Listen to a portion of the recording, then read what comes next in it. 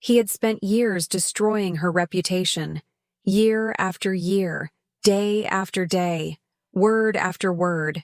He called her a gold digger. He called her a user. He called her a parasite, until everyone believed him, until she lost her job, until she lost her friends, until she lost everything. But sometimes, losing everything is the only way to find yourself. This is a story about a woman who was accused of being a gold digger, a woman who was told she only wanted money, a woman who was told she was worthless without a man. This is a story about what happens when that woman builds an empire of her own. Her name was Victoria. She was 32 years old, intelligent in the way that made people uncomfortable, ambitious in the way that threatened insecure men, beautiful in the way that made people assume she had no brain. But Victoria had a brain, a brilliant one. She had studied business at Stanford. She had worked at 3 Fortune 500 companies. She had ideas that could change industries. But no one ever listened to her ideas, because they were too busy looking at her face. She met Richard at a charity gala. He was wealthy, powerful, a real estate mogul with a net worth in the hundreds of millions. He pursued her relentlessly. She was hesitant. She had seen this before. Men who wanted her for her appearance, men who wanted to own her, men who wanted to control her. But Richard was different. Or so he said. He promised her the world. He promised her partnership. He promised her that together they would build something extraordinary. She believed him, because she wanted to believe him, because she was tired of being alone, because she was tired of fighting. They got married within a year, and for the first 6 months, it was perfect, or seemed perfect. Richard was attentive. He was romantic. He was everything she thought she wanted.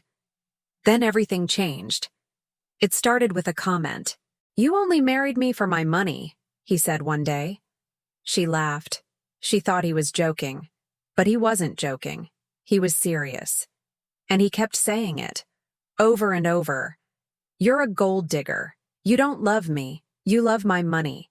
You're using me. You're a parasite." Victoria tried to defend herself. She showed him her bank statements. She had her own money. She had her own career. She had her own life before him. But Richard didn't care about facts. He cared about control. And calling her a gold digger was his way of controlling her. It was his way of making her feel small. It was his way of making her feel dependent. It was his way of making her feel like she owed him. He started telling people. At dinner parties, at business meetings, at social events. He would introduce her as his gold digger wife. He would laugh about it, like it was a joke. But it wasn't a joke. It was a weapon, and it was working. People started treating her differently. Friends stopped calling. Colleagues stopped respecting her. Potential business partners stopped taking her seriously. She was being erased, not because of anything she had done, but because of what he had said about her. Then one day, she lost her job. Her boss called her into his office. "Victoria, we're going to have to let you go," he said. "Why?" she asked. "We've heard some things," he said, "about your character, about your motivations. We don't think you're the right fit for our company." She knew immediately. Richard had been spreading rumors. Richard had been destroying her reputation. Richard had been systematically erasing her from the professional world. She confronted him that night. "How could you do this?" she asked. "Do what?" he said. "Destroy my career, ruin my reputation." "I didn't do anything," he said. "I just told people the truth. You're a gold digger. Everyone should know that." Victoria realized something in that moment. She had married a monster, and the monster had no intention of letting her go. She tried to leave, but Richard had made sure she had nowhere to go. She had no job. She had no money of her own. He had convinced her to put everything in joint accounts. She had no friends. He had isolated her. She had no family support. He had turned them against her. She was trapped. For 2 years she was trapped. 2 years of being called a gold digger. 2 years of being isolated. 2 years of being erased. 2 years of planning. Because Victoria was doing something Richard didn't know about. She was planning her escape. She was secretly taking online courses. She was secretly learning about cryptocurrency. She was secretly learning about blockchain technology. She was secretly learning about decentralized finance. She was teaching herself to code. She was teaching herself to build. She was teaching herself to create. And slowly, she was building something, a platform, a decentralized finance platform that could revolutionize how people invest. She was building it in secret, late at night, on a laptop Richard didn't know about, using money she had hidden away, penny by penny, dollar by dollar. She was building her escape. Then one day, she was ready. She had a working prototype. She had a business plan. She had investors interested.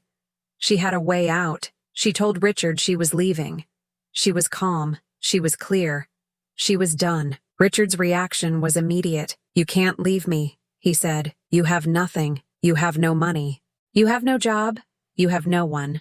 You'll be homeless. You'll be alone. You'll come crawling back." And she looked at him, and she smiled, and she said, "We'll see." She left with nothing but her laptop and her prototype. She moved into a small apartment. She worked day and night. She pitched her platform to venture capitalists. She pitched it to angel investors.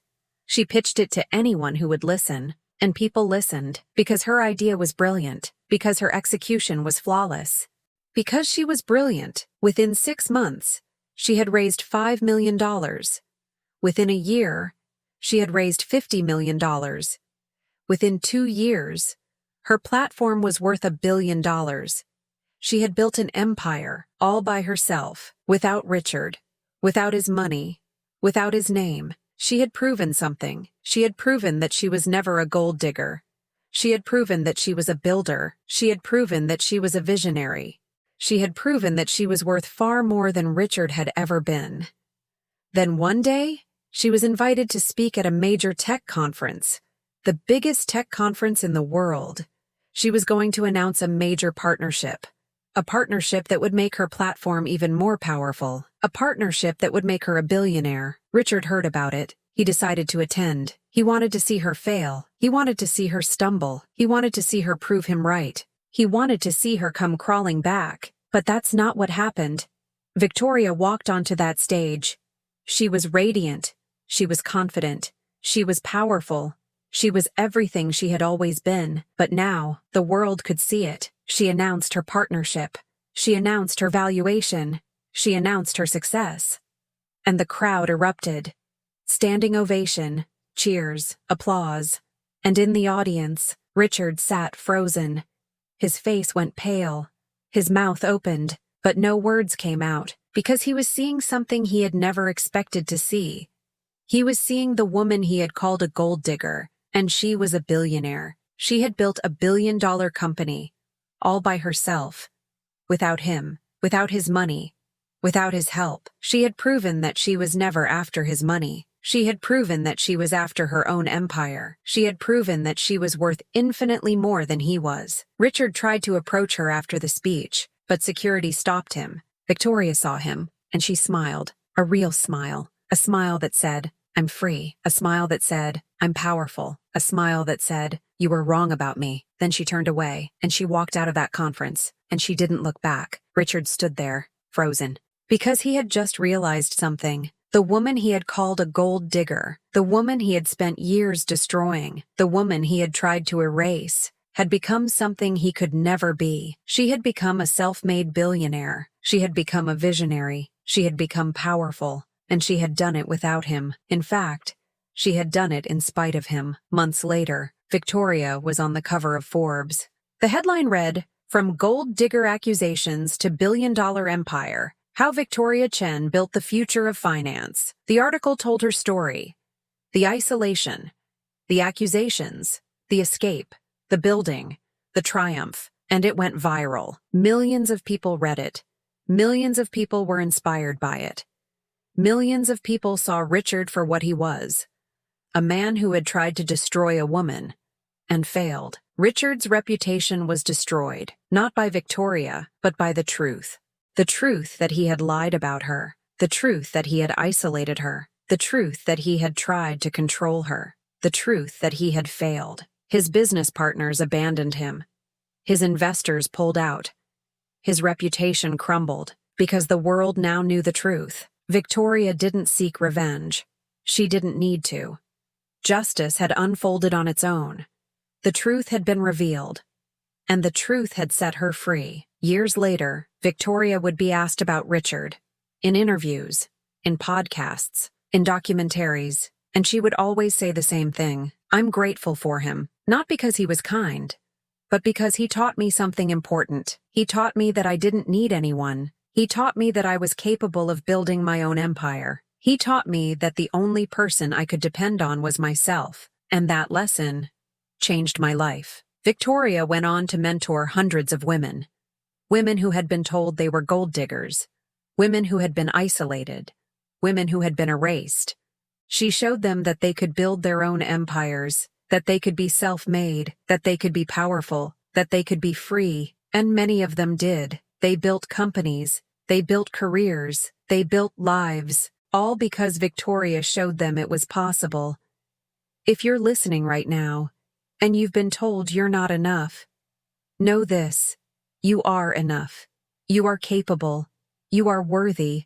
And the moment you believe that is the moment you become unstoppable. If you believe justice always unfolds, you already know what to comment.